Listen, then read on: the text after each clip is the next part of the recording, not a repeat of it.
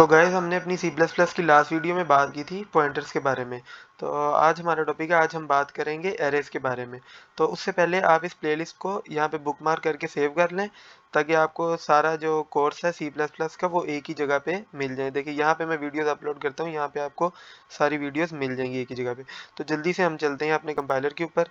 तो इससे पहले ना मैं आपको थोड़ी सी एरे के बारे में थ्योरी बता देता हूँ कि एरे क्या होती है। तो देखें, फर्ज करें कि हमने नंबर स्टोर करने हैं 2500 स्टूडेंट्स के, ठीक है। तो अभी इसके लिए हमें क्या करना पड़ेगा, हमें अगर हमारे पास एरे नहीं होगी तो हमें 2500 वेरिएबल डिक्लेयर करने पड़ेंगे। तो ये देखिए, इस छोटे से काम के लिए हमें 2500 लाइंस ऑफ कोड लिखना पड़ेगा, मतलब 2500 वेरिएबल बनाने पड़ेंगे। तो ये तो हमारा कोड बहुत ज़्यादा लंबा हो जाएगा। तो इस चीज़ से बचने के लिए सी प्लस प्लस के डेवलपर ने एक चीज़ इंट्रोड्यूस की जिसका नाम है एरे। अब एरे क्या होती है? ये कॉन्टीन्यूस मेमोरी स्पेस होती है जो कि सेम टाइप के डाटा को स्टोर करती है, ठीक है। तो अभी देखिए यहाँ पे हमारे पास है एक एरे जिसका साइज है 5, ठीक है। तो इसका मैं आपको इंडेक्स बता देता हूँ। इसका इंडेक्स हमेशा शुरू होता है 0 से, फिर उसके बाद 1 और फिर 2, फिर आएगा हमारे पास 3, तो उसके बाद आएगा 4। तो इसके अंदर अभी कितनी वैल्यूज आ सकती हैं? 0 1 2 3 4, मतलब कि इसके अंदर हमारे पास 5 वैल्यूज आ सकती हैं। एरे का कितना साइज है? 5। पहला इंडेक्स एरे का हमेशा होगा 0, 0 से शुरू होगा, ठीक है। तो अभी हम चलते हैं अपने कंपाइलर के ऊपर। अभी हम देखते हैं कि हमने एक एरे को डिक्लेयर किस तरह से करना है, ठीक है। तो यहाँ पे देखिए, मैंने एक एरे डिक्लेयर की है इंट मार्क्स, उसके बाद मैंने स्क्वायर ब्रैकेट लगाई है, उसके अंदर एरे का साइज लिखा है। इसके अंदर देखिए मैंने क्या लिखा है? 5। हमारी एरे का साइज है 5, मतलब कि ये 5 वैल्यूज को स्टोर कर सकती है, ठीक है। उसके बाद देखिए यहाँ पे मैंने इसको कितनी वैल्यू पास की है? 1 2 3 4 5। तो अगर अभी हम यहाँ पे देखें, इसको 5 से ज़्यादा वैल्यूज दे देंगे ना, तो ये हमें एक एरर देगा। देखें, इसने भी हमें क्या कहा है? Too many initializer for integer 5, ठीक है। तो इसको हमने जितनी हमने मतलब एरे का साइज बनाया, हम उसके अंदर उतनी वैल्यूज ही पास कर सकते हैं। इसको भी मैं यहाँ से रिमूव कर देता हूँ। अभी देखें इसको कितनी वैल्यू पास होगी? 5 वैल्यूज पास होगी। तो पहला इंडेक्स होता है इसका 0, फिर 1 2 3 4, इस तरह से। अभी आउटपुट का तो आपको तरीका पता है किस तरह से हम वैल्यूज को आउटपुट में शो कर सकते हैं। मार्क्स लिखेंगे, मार्क्स है हमारी एरे का नाम, उसके अंदर हमने जिस इंडेक्स के ऊपर जो वैल्यू है हमने उसको आउटपुट में शो करना है, हम वो वाला इंडेक्स इसके अंदर लिख देंगे, फिर वो उस वैल्यू को आउटपुट में शो कर देंगे। इसको भी हम एक दफ़ा रन करके देखते हैं। तो ये देखें अभी क्या हुआ, हमारे पास आउटपुट में सारी वैल्यूज शो होगी। 0 इंडेक्स पे क्या है? 22, 1 पे 33, 2 पे 44, 55 और 66। इस तरह से हम, एक तो तरीका है हमारा एरे को डिक्लेयर करने का, उसके अंदर डाटा को पुट करने का तरीका ये है, ठीक है। उसके बाद मैं आपको बताता हूँ एक और तरीका भी है जिससे हम वैल्यूज़ को एरे के अंदर पुट कर सकते हैं, ठीक है। यहाँ पे देखिए, पहले मैंने सबसे पहले क्या किया, मैंने एक एरे डिक्लेयर की इंटीजर टाइप की, उसका नाम है टोटल, और उसके अंदर मैंने कितनी स्पेस बनाई? 4। पहला इंडेक्स होगा 0 1 2 3। तो यहाँ पे देखिए मैंने इंडेक्स 0 को कौन सी वैल्यू पास की? 13। इस तरह से उनको मैंने वैल्यू पास कर दी। इसी तरह हम उसको आउटपुट में शो कर सकते हैं। आउटपुट आपने देखा था ऊपर भी हमने इसी तरह किया था, आउटपुट हम इसी तरह से शो करेंगे। इसको भी एक दफ़ा रन करके दिखा देता हूँ मैं आपको कि ये वाला तरीका भी बिल्कुल ठीक है। देखें अभी क्या हुआ, आउटपुट में जो वैल्यूज थी वो हमें शो होगी। लेकिन अब बात ये, आप कह रहे हैं यहाँ पे भी तो, आप सोच रहे होंगे यहाँ पे भी तो हमें इतनी ज़्यादा लाइंस ऑफ कोड लिखने पड़ ही रहे हैं, तो इसका हमें फ़ायदा क्या है? इसका हमें फ़ायदा है जब हम इसको चलाएंगे अपनी लूप्स के साथ। अभी अगर देखें, मैंने इसके अंदर 5 वैल्यूज़ को एंटर करवाना है, तो मैं क्या करूँगा? देखें यहाँ पे हमने किया data entry using for loop, ठीक है। यहाँ पे मैं इसको आपको दिखाता हूँ। देखें, सबसे पहले मैंने एक इंटीजर टाइप की एरे डिक्लेयर की, एरे का नाम है एरे ARR। उसकी कितनी स्टोरेज है? उसकी स्टोरेज है 6, मतलब कि वो 6 वैल्यूज़ को स्टोर कर सकते हैं। उसके बाद मैंने फॉर लूप लगाई, जो कहाँ से शुरू हो रही है? 0 से, क्योंकि एरे का फर्स्ट इंडेक्स हमेशा 0 होता है। और कहाँ तक जाएगी? Smaller than 6। स्मॉलर देन 6 का क्या मतलब? 5। 0 1 2 3 4 5, मतलब ये कितनी वैल्यूज़ बनी?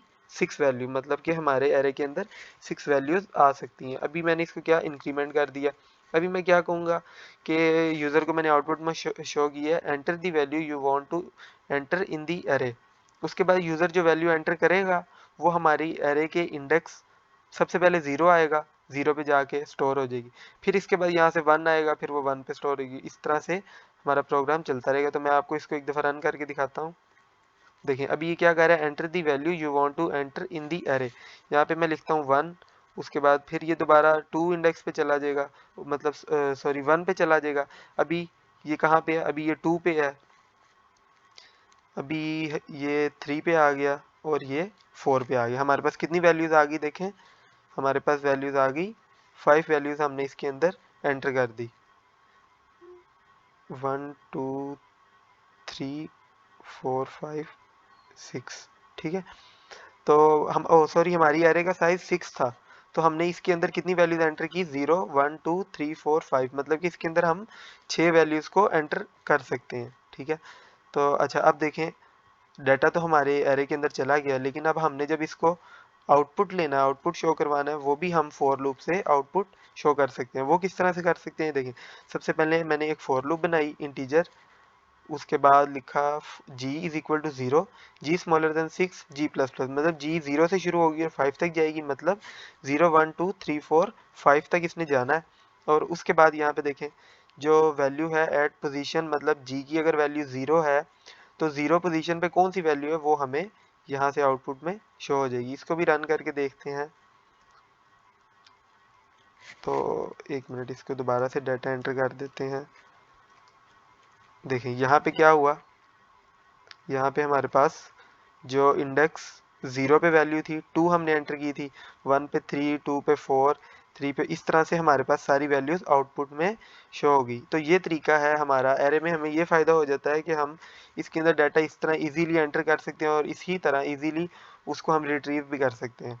तो ये थी हमारी बात किसके बारे में, एरे के बारे में, और इसके अंदर डाटा हम किस तरह से पुट कर सकते हैं और किस तरह से हम डाटा इससे ले सकते हैं। तो अभी हम ना इसके अंदर एक और चीज़ के बारे में बात करते हैं, वो है पॉइंटर्स इन एरे। तो मैं जल्दी से लिख देता हूँ, पॉइंटर्स इन एरे, ठीक है। तो पॉइंटर्स क्या होते हैं, पॉइंटर्स मैंने आपको अपने इससे पहले वाली वीडियोस में भी बताया कि पॉइंटर होते हैं हमारे किसी चीज़ का एड्रेस स्टोर करने के लिए हम पॉइंटर्स को यूज़ करते हैं।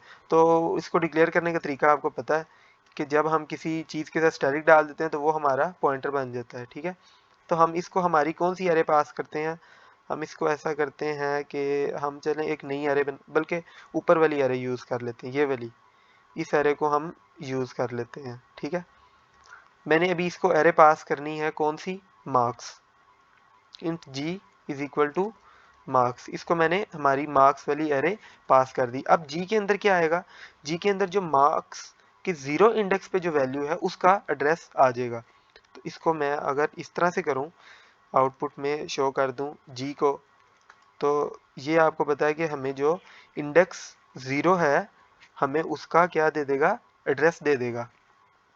यहाँ पे देखें, इसको मैं रन करता हूँ तो ये देखें हमें इसने एरे कौन सी है, हमारी एरे का नाम है मार्क्स, उसकी इंडेक्स 0 का जो एड्रेस है हमें वो दे देगा। अगर मैं क्या करूं, अगर मैं यहाँ पे साथ स्टैटिक लगा दूं तो ये हमें उस इंडेक्स पे जो वैल्यू पड़ी है हमें वो वाली वैल्यू आउटपुट में शो कर देगा। ये देखें यहाँ पे आ गया 22, और इधर भी देखें हमारे पास इंडेक्स 0 पे कौन सी वैल्यू थी, 22। तो ठीक है, इस तरह से हम इसको यूज़ कर सकते हैं। और इसके अलावा हम इसमें एक और काम भी कर सकते हैं। यहाँ पे देखें, अगर मैं इसके साथ प्लस प्लस लिख दूँ तो ये क्या होगा, सबसे पहले जी की वैल्यू को आउटपुट में शो कर देगा, लेकिन फिर क्या होगा, उसके अंदर एक इंक्रीमेंट हो जाएगा। अब अगर इसके बाद मैं आउटपुट में शो करूँ सी आउट स्टैटिक जी, और यहाँ पे मैं इस तरह से कॉलन लगा देता हूँ, तो अभी आप देखें हमें क्या होगी उससे, जो ये देखें नेक्स्ट लाइन में 33 आउटपुट में शो हो गया। तो यहाँ पे आप देखें हमारे पास कौन सी वैल्यू है, नेक्स्ट 33। तो ये थी बात हमारी इसके बारे में। इसके साथ साथ हम इसके अंदर ना एक और काम भी कर सकते हैं। यहाँ पे देखें, अगर मैंने यहाँ पे ये प्लस प्लस किया है तो इसकी जगह पे अगर मैं इस तरह से कर दूं, उसके अंदर मैं कर दूं स्टैटिक जी, नहीं इसको हमें इस तरह से करना पड़ेगा, यहाँ पे एक ब्रैकेट लगेगी, और अगर मैं इस तरह से कर दूं g+1, यस चले मैं इसको कर देता हूँ g+2 कर देता हूँ, ठीक है। अभी सबसे पहले क्या होगा, इसके अंदर आएगा 0 इंडेक्स की जो भी एड्रेस है यहाँ पे आके स्टोर हो जाएगा। मार्क्स में 0 इंडेक्स का जो भी एड्रेस है वो यहाँ पे आके स्टोर हो जाएगा। तो यहाँ पे अगर हम इस तरह से एंड लगा दें तो ये आपको पता है एड्रेस ग्रैब करने के लिए यूज़ होता है, लेकिन जो पॉइंटर वेरिएबल होता है उसका काम ही ये होता है एड्रेस को ग्रैब करना। तो वो यहाँ से अगर हम नहीं भी लगाएंगे तो हमारा प्रोग्राम चलेगा, लेकिन फिर भी हम उसको लगा लेते हैं। तो देखें अभी क्या हुआ, हमारे पास सबसे पहले एक पॉइंटर वेरिएबल आया, उसने मार्क्स का जो 0 इंडेक्स का एड्रेस था वो स्टोर कर लिया। अब हमने क्या किया, अब हमने किया ये कि हमने उसके अंदर कर दिया 2 का इंक्रीमेंट। मतलब कि सबसे पहले 0 पे था 0, उसके अंदर 2 का इंक्रीमेंट किया 1 और 2।